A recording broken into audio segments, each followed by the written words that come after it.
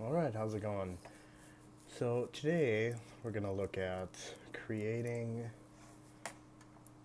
a hand-painted cube. I have kind of an object similar to this that I painted with just some acrylic paint, and I thought that the way that all the paints were blending together kind of gave some really interesting kind of color effects, so to speak. So what I've done is I've created the box. I have my key light, and then I have just this box inside so that we can kind of see some of the texturing after it's all done. This is kind of what it briefly looks like. You know, it's a little hot, but it's okay. It's going to show off our textures here. We are going to be doing this in Renderman 21 for Maya. I already have my cube already UV'd out and exported into Photoshop. I also do have, here's my UVs. I have already created. Everything's already created. Here's my bump maps. Essentially what I did to create these bump maps is I didn't want any black because black is going to push down and white is going to push up. So I started with a solid gray here that you see. And then what I've done is I've slowly added kind of like a brush stroke texture with some brushes that I downloaded online. I want to say the website was breezy.com. And so what I've done is I've gone ahead and I've created all of this.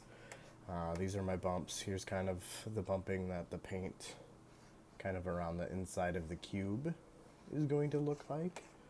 And then for the color maps, I have my base layer, which what we're going to be actually doing is we're going to be using a Pixar layer surface material to give this kind of layered effect. And then I have the color that I will eventually put on there. So we're going to be using alphas. We're going to be using bump and color maps. All right, let's get to Maya. All right, so first thing that I'm going to do is I'm going to open up my Hypershade, and I am going to go into Renderman materials here, and I pick Pixar layer surface. Now, sometimes these nodes can get pretty extensive. Shading network can get complicated very quickly, so I just like to, label things. All right, and this is the Pixar layer mixer. This is kind of where we turn on and off our layers here. Currently we have layer 1 turned on, it's enabled, which with this is enabled, this right here is going to override anything we do with the base mesh. So I always like to just turn this off real quick. So now inside Pixar layer, I'm going to grab a Pixar texture node, and I did that by just hitting tab and typing in what I'm looking for. And then when we come in here, if we hit 3 on the keyboard, we're going to get kind of some expanded options here. What I'm going to do is I'm going to grab my file name and my source images, and I had labeled this large cube bump. I played around with this for quite a while to get the look just right. So I'm going to go ahead and open that. You always want to click linearize. What that's going to do is it's going to essentially do something with the sRGB of the monitor, so that when you render out, the colors look correct. Alright, so we've got our texture in there. Next thing what I'm going to do is I'm actually going to use this file, as you can see, as my bump map. Well, this is kind of how you would start like a color map or specularity map or anything like that. So what I want to do is actually convert this to what's called a Pixar to float, which is going to take it from the 3 channels that you see here and convert it to 2. So I'm going to take the result RGB and put it in my input, hit 3, so I can expand that node. Then I'm going to hit tab, and then I'm going to type in Pixar bump. And I'm going to take the result F, and I'm going to type that into input bump. And I've already done this many times before. I kind of already know what the settings are going to be. So the scale, we want this to be super, super small because I'm going for a look of hand-painted strokes. So it raises from the surface ever so slightly. Only going to be able to be viewable from very up close, but it's going to help that light scatter nice. So then what I'm going to do is I'm going to take my result N and I'm going to plug it into the bump normal of my Pixar layer number 1. Now, let's make sure. Okay, so layer 1 is enabled, so when I render this, we should see that bump map. What I'm going to do is I'm just going to bring this down to kind of get the black color that I want. I'm going to take the roughness, put it up to about 0.5, and then in primary specular, I'm going to turn on gain, or I'm going to enable it, and I'm going to type up the gain to 1. And then face color, I'm just ever so slightly going to bump that up. Change my roughness to about 0.65, which what that's going to do is that's going to keep the specular reflection very anti-reflective, or it's going to make the light scatter throughout the object. Alright, so grab here, right click, assign material to viewport, and let's take a look at this render.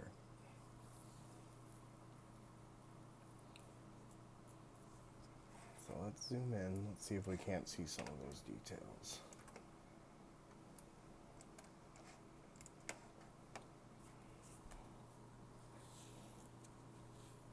So as you can see, we've got some nice details right here, and it gives it that effect of being hand painted, you know.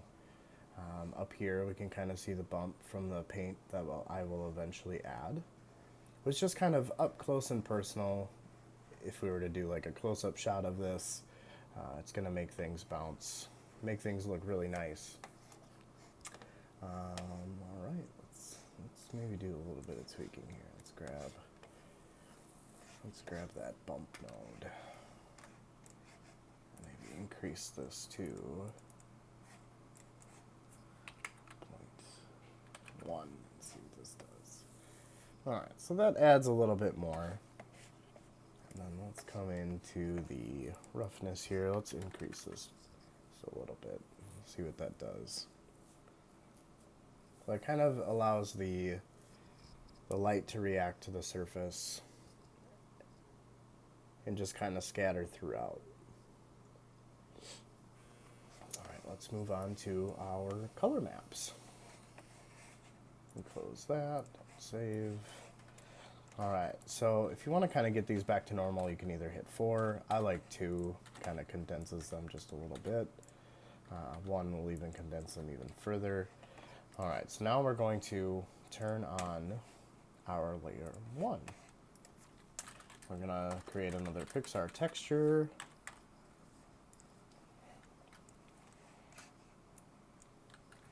Actually, sorry, I have to do the base color. So the brown squares that we saw in the corners. So I'm going to grab that file.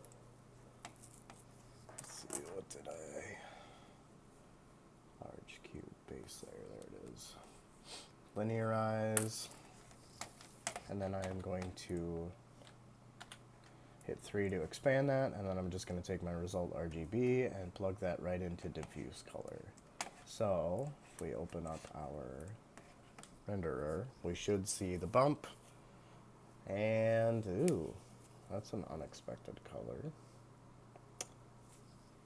Interesting. Let's take a look at that.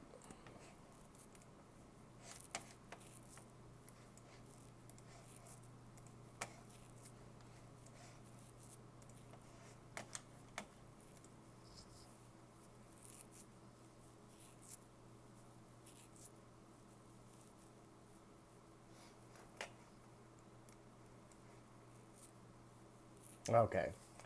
Sorry about that. For some reason, my first channel offset, which was set to 3, was changing some of those colors. Alright. So this is essentially what it looks like. We've got it. Paint's looking nice. It's integrating with the colors really, really nicely. So let's go ahead and add in the layer that will sit on top of it. Alright, so back in my hypergraph. Now that we've got that looking good, we'll go back into our Pixar layer and then we will turn on. So with this on, what's going to happen, and sometimes this will throw you for a whirlwind, but as you can see, well, crap, what happened to all my textures? Like, there's the bump. The bump is still there because we plugged it into the normal, which is going to affect all layers.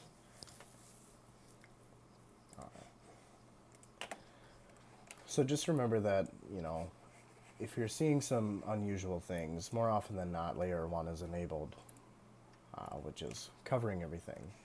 Alright, so we're going to create another Pixar texture node. Hit 3 to expand that. I'm going to hop into file name, and then we are going to grab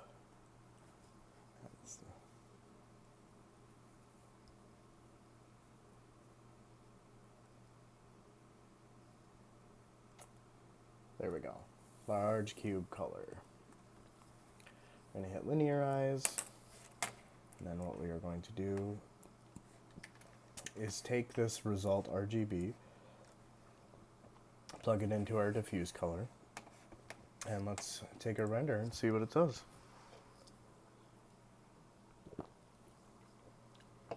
Okay, so those are the colors that I'm looking for. I got my bump, but uh-oh, what happened to my other? Well, what's happening is we need to tell the top layer to mask out or use an alpha to allow what is underneath to show through. So what we'll do is we will get rid of this. What we'll do is we'll take the result A, our alpha, and we're going to plug it into layer 1 mask. Alright, now let's see what that did for us. And there we go. So this is kind of just the result of some very basic configurations, nothing too complicated or too advanced, but you know, this is our node. This is how you can plug in a Pixar texture to be able to achieve a bump, as well as using a Pixar texture node to, in a Pixar layer surface material, to achieve different layers to get any type of desired effect. There you have it. The bump could probably go down just slightly, but you know, more so you kind of get the idea. Kind of gives it that hand-painted look, which this is pretty much the exact cube that I have sitting right next to me. Alright, thanks guys. Hopefully more to come. Next I kind of want to do a scalar layer on some glass. So stay tuned. Later.